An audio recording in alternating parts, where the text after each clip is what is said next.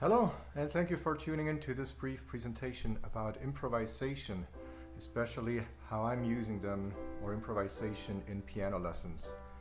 The biggest hurdle that we usually face is the question of where to start, what to do. I don't have any ideas, I don't know what to do. And hopefully this presentation will give you some ideas.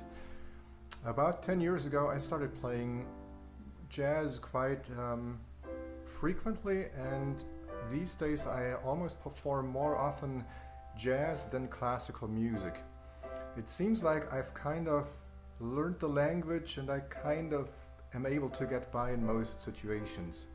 And I think having learned the language is the key. I don't think I speak quite fluently jazz yet. It's not my native language, but I think people understand me and they enjoy a lot of the stories that I have to tell. And I think that's how I would approach improvisation. I'm not a great classical improviser, but if I think about it, whenever I practice jazz or when I perform jazz, I improvise. Now imagine where I would be as a classical improviser if every time I would practice classical, I would improvise. Anyway, I think approaching it like a language is the key. Whenever we tell a story or do a presentation like this one, I'm not inventing new words whatsoever. I'm kind of shuffling around the order of the words or whatnot. I think when we improvise, we oftentimes think we need to come up with something that's new, and that is not the case. We use certain words, certain phrases and whatnot, and we combine them in different ways. And sometimes we just need kind of the starting point to get us going, and that's what this presentation is for. The following exercises or examples or whatnot are what I'm using in lessons in the university setting, and I think they can be applied pretty much in any lesson. The big thing is to use it and to practice improvisation. I think most of us are teaching cadences, and it may look like what I have up here on the screen. This is how I do it at the university setting. You may be doing it slightly different, but the idea is the same. We have a chord progression, and that can be the start of an improvisation. What I was doing at the start of this video was an improvisation on one chord. Oftentimes when we improvise, we think, oh, I can't just improvise on one chord. That's boring and whatnot. I assume that you probably weren't even thinking that I was just playing one chord at the beginning. That may be because you're thinking, I must be an expert, I'm doing a video on this, so great things must be following, and they didn't follow. You also didn't have to listen to it for an hour or whatnot. I couldn't get away with that either. But I think it was a nice little piece. It was an improvisation. So a couple ideas what to do with chord progressions are, first of all, just treat them freely, and you can choose one or two chords. Earlier I chose one chord. I could also use two chords. And then to apply different figurations. I wrote out one in this version.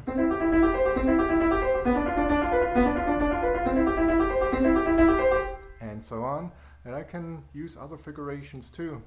For example, let's take a crossing hand pattern, and I'm going to use 1 and 4. And here may be an improvisation.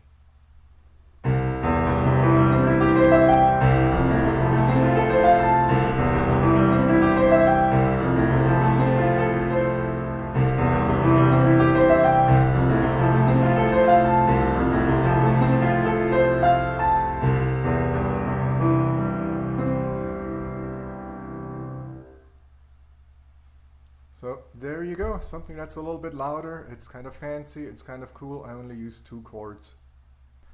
We can also expand that to the full cadence and apply certain figurations like the one that I was just playing to all of the chords, or I can come up with different ones. For example, how about this one?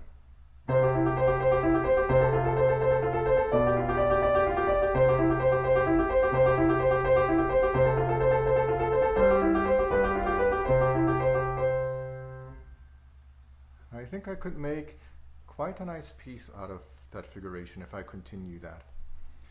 Here on the screen you see an example of a 1-4-5 improvisation, and we can expand our choices a little bit by just thinking a 1 chord and a 4 chord can go to either of the other 2 chords, and the 5 chord has to go to 1. We'll come up with pretty good results if we follow those rules. Otherwise, we may get stuck, especially if we always use a 1-6-4 chord.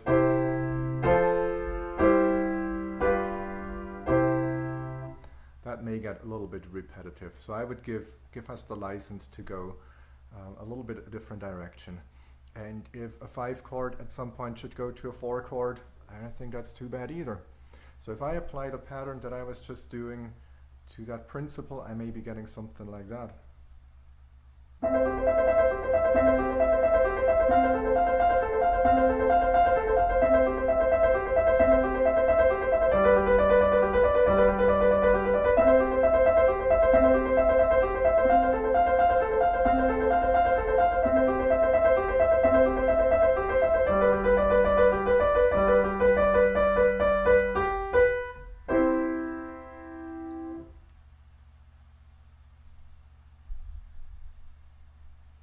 Something else that we could do with cadences is just expand them to, for example, smaller forms. I think ABA is kind of a nice form to start with. I have an example here where I use the figuration in the A part, I use a chorale type improvisation in the B part, and again a figuration in the A part.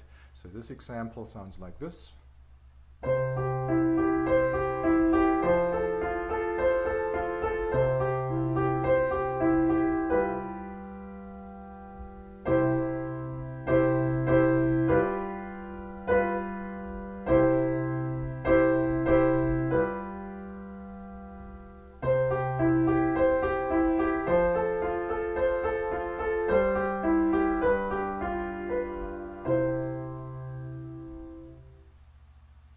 It can also be the other way around. It can be different patterns. And again, if the phrase structure isn't quite 4 measures plus 4 measures and the 5 chord goes to a 4 or whatnot, I think we have to give ourselves license to make mistakes. I mean, we'll learn with mistakes. Maybe I'll try a different example, and maybe I'll revisit that crossing hand pattern. That's kind of something that just sounds cool and is easy to do. And then again, I'll go into a chorale, and then again, I'll do the arpeggiation for the return of the A section.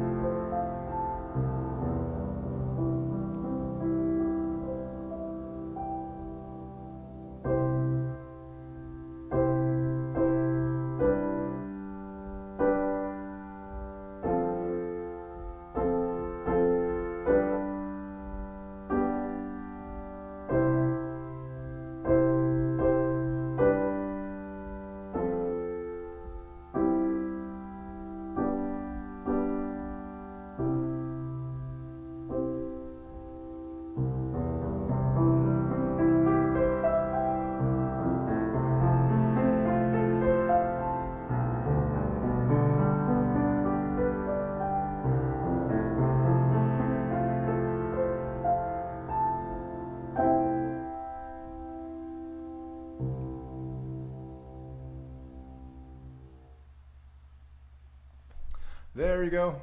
Plenty of 5s going to 4, and what are you going to do about it? At the beginning especially, it's oftentimes difficult to remember at the return of the A section what exactly it was that we did with the first time we had the A section. And if it's a little bit different, that's perfectly fine. Again, we've got to give ourselves license to mess up. If we learn a classical piece, how many times are we practicing a certain passage in the practice room until it's perfect? So we've got to give ourselves a little bit of leeway here. And the journey, the process is kind of the goal. Something else that we can do with ABA type of improvisations is to change keys. It can be depending on how you teach. If you teach, for example, parallel minor cadences or relative minor cadences, I think that works. Maybe you're only teaching major cadences, and like in the example here, you can go to different keys. In this example, going from C to F, there's a common chord, so that's going to sound smooth, but I can also go to other chords and or other keys and experiment. Again, I would just give ourselves a little bit the license to experiment. So I'll try something, maybe I'll switch out that pattern and I'll do the triplet figuration in the left hand, and we'll see what key I'm going to go to in the middle section.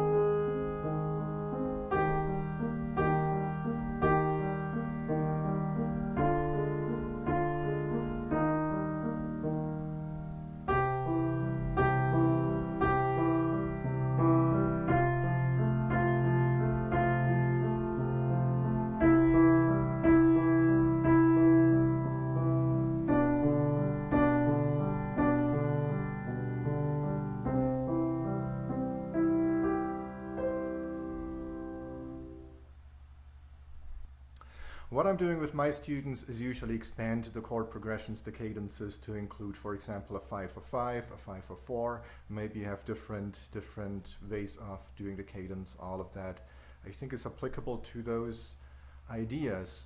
And any of those figurations would work perfectly well if I expand those cadences. It doesn't have to be a more difficult figuration just because the cadence is more difficult. We can also use some other progressions that are easy to use. For example, a Fauxbourdon, which is basically parallel sixth chords. We can expand that to just say, well, it's parallel chords. If I'm having an assignment where I say practice the C major scale, maybe have chords in the scale too.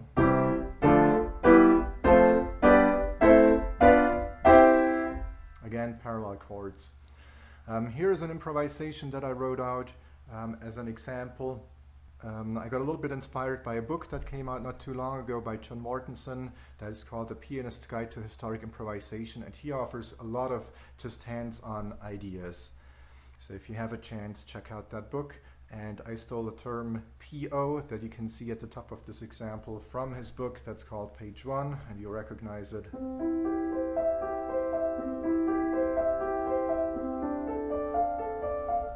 And so on.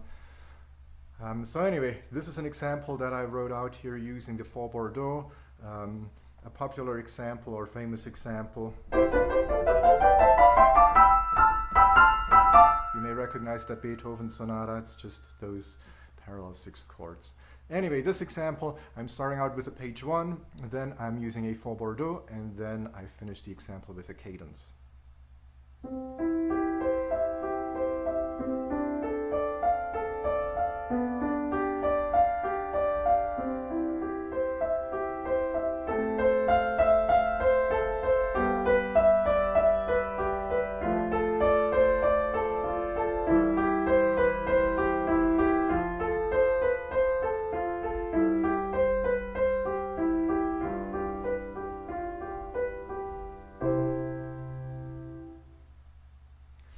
Not the greatest work in the world, but I think it's pretty impressive. And I could expand on that. If I use this as an A section, for example, an A section with an introduction, then I can go to something contrasting and come back to that. I can also combine it with our basic cadence instead of the PO, for example, like this.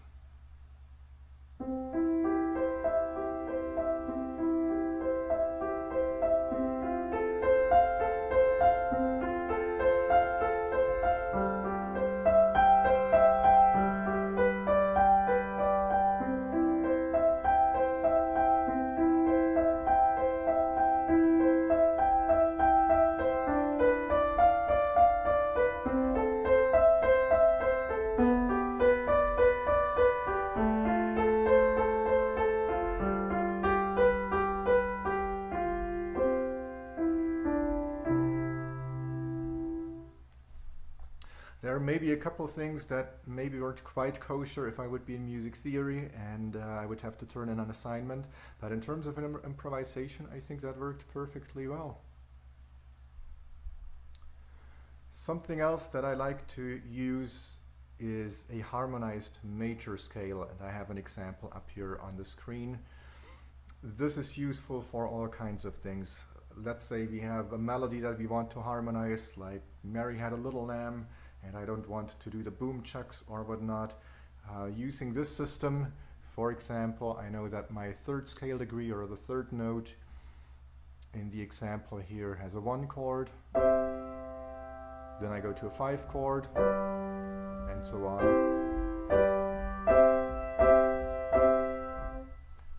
So if I know how to harmonize a tone in the scale, I can pretty much harmonize any melody, some easier, some not so easy, especially if there's a lot of skips, but I can also use it to improvise. Again, I have an example here on the screen, but I can also come up with melodies. Sometimes we're tempted, I think, to just, I see this on the screen, it's my assignment to practice that scale, to play the entire scale. But we can just use portions of it and kind of go up and down randomly, which is maybe what I'll do now. No particular pattern, no particular length, I'll just go up and down the scale randomly.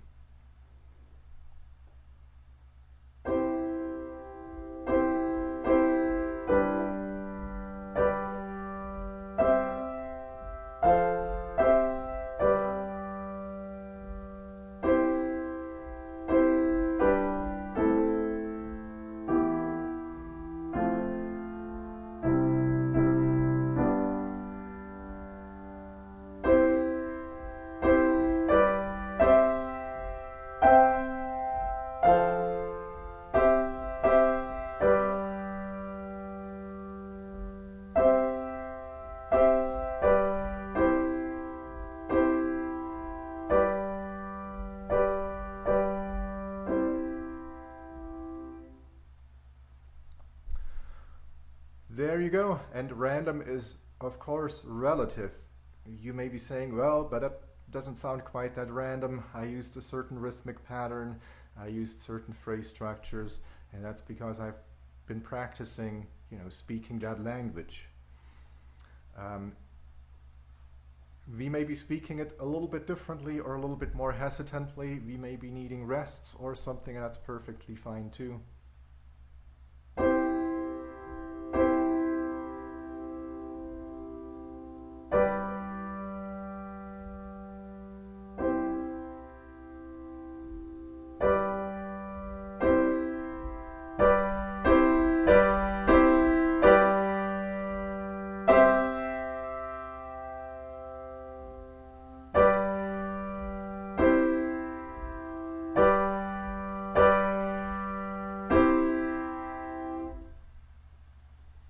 I just practiced a couple of those chords and I can come up with some interesting pieces, or I can apply certain patterns, like here I've got one in that example. I can modify it.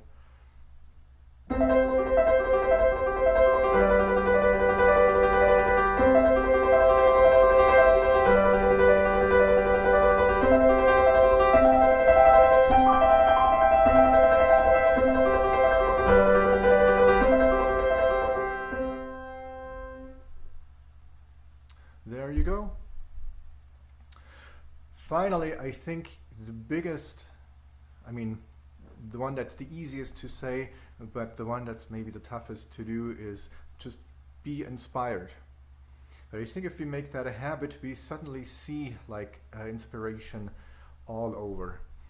I usually like to start my lessons with some sight reading, and I oftentimes use an app called Read Ahead, and I printed those examples from the app, and it's filled with inspiration. So after we did some sight reading, maybe we do a chord progression,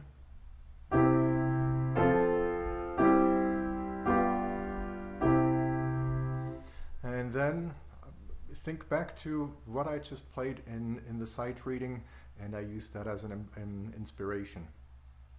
Here is a pattern in that first andante example. I hope you're not getting sick of my C major, but it's always a good starting point.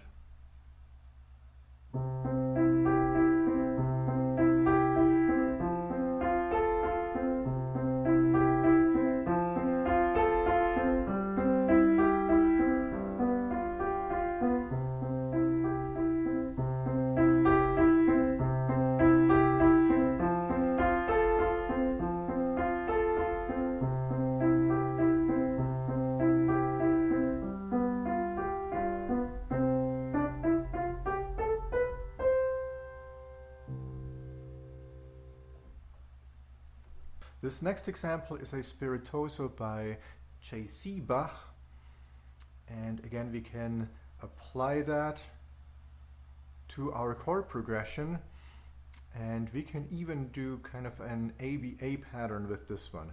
We see at first he's using, and then we have a different pattern.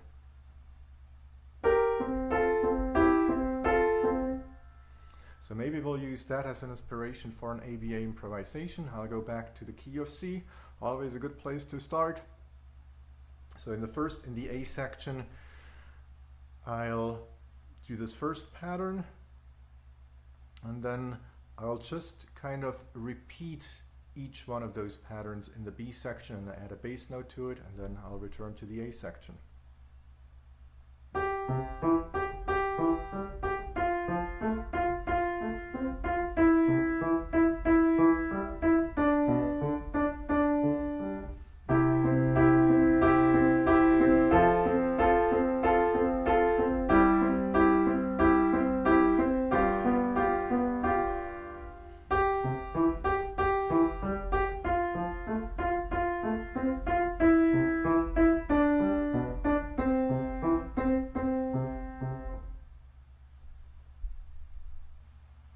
This next example, the Agitato by J.C. Bach, is similar, but the pattern is a little bit different. The left hand jumps up instead of down, and the B pattern, the second pattern here, is a little bit different too.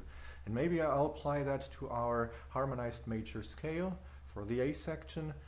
Then I'll use Fauxbourdon for the B section, and I'll come back to the A section. To make it maybe a little bit easier, I'll have a break in between each section. That way it's easier to kind of remember what you did before.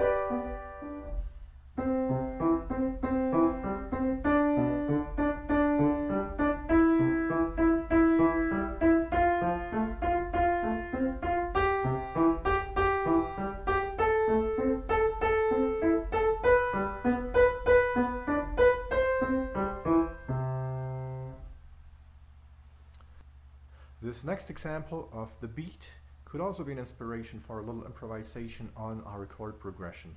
Maybe I'll switch it around and use the syncopated pattern in the left hand and the chords in the right hand, and maybe just for fun I'll play in a different key. Maybe I'll do this one in G major.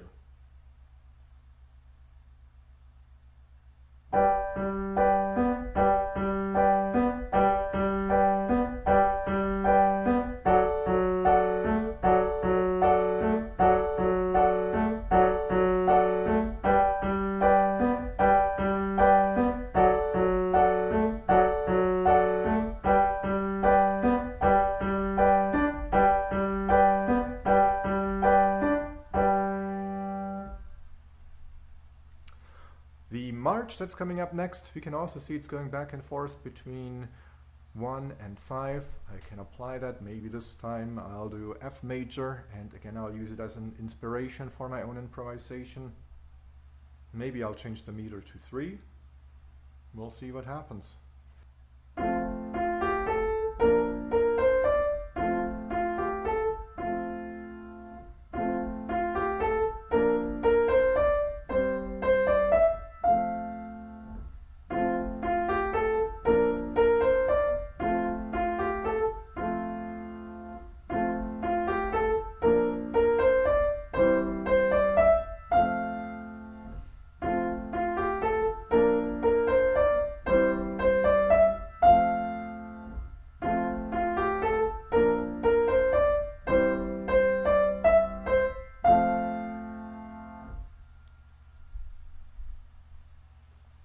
The next example by Haydn, I can also use that, and there's a nice little figure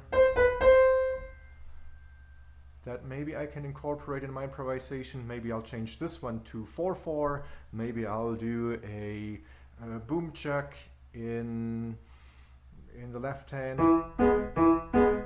something like that. Maybe I'll add an introduction. That's just the chord progression in the left hand. And I'll change the meter maybe to 4. I think I already mentioned that. And here we go.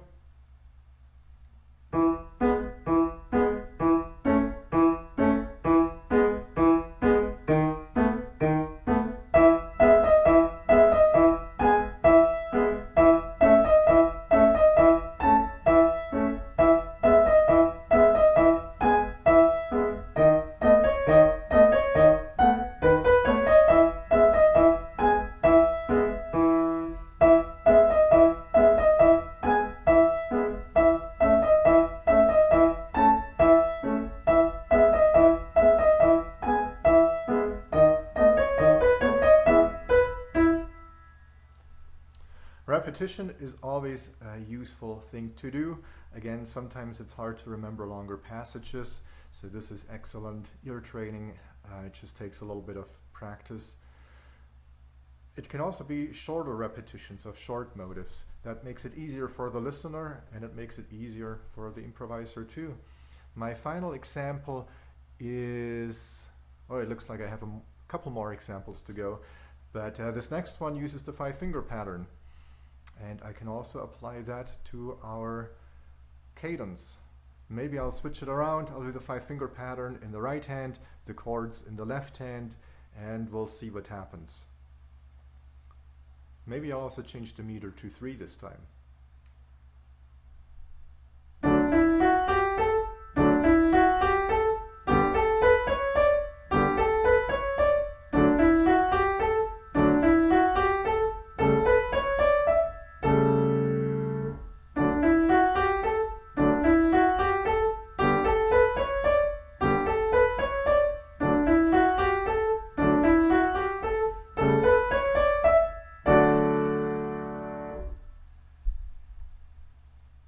These final 2 examples are a little bit more involved, but we can still easily apply it to our chord progression. Maybe for the first one, the example by Schütte, I'm going to use just our basic chord progression, block chord style. And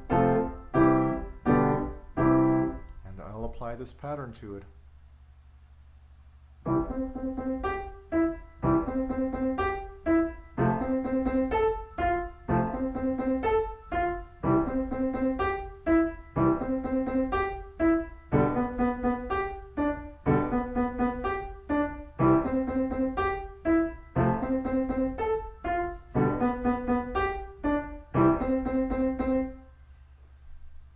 And finally, the study in B minor, I can again apply that to our basic chord progression.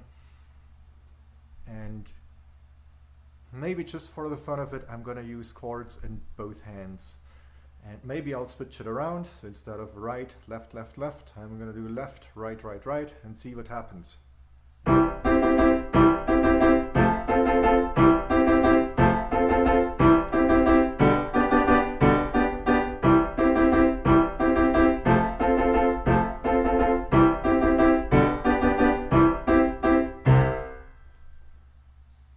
There you go, those were a few examples of how to find inspiration. And again, it's easy to connect several of them to come up with a longer improvisation.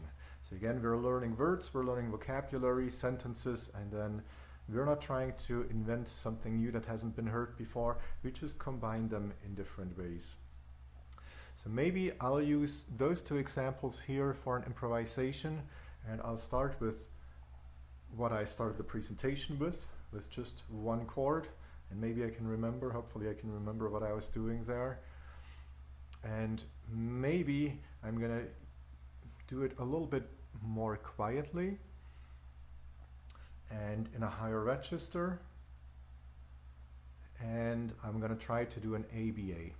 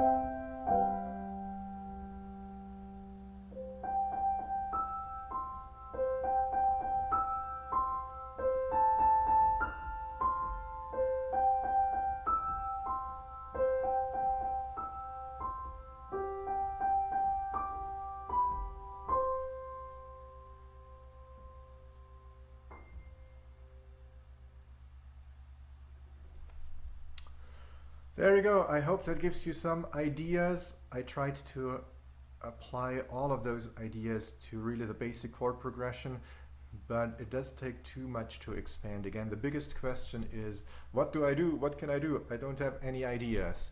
And I think the ideas are out there. We just have to grab them and apply them. So thank you again for watching, and see you next time.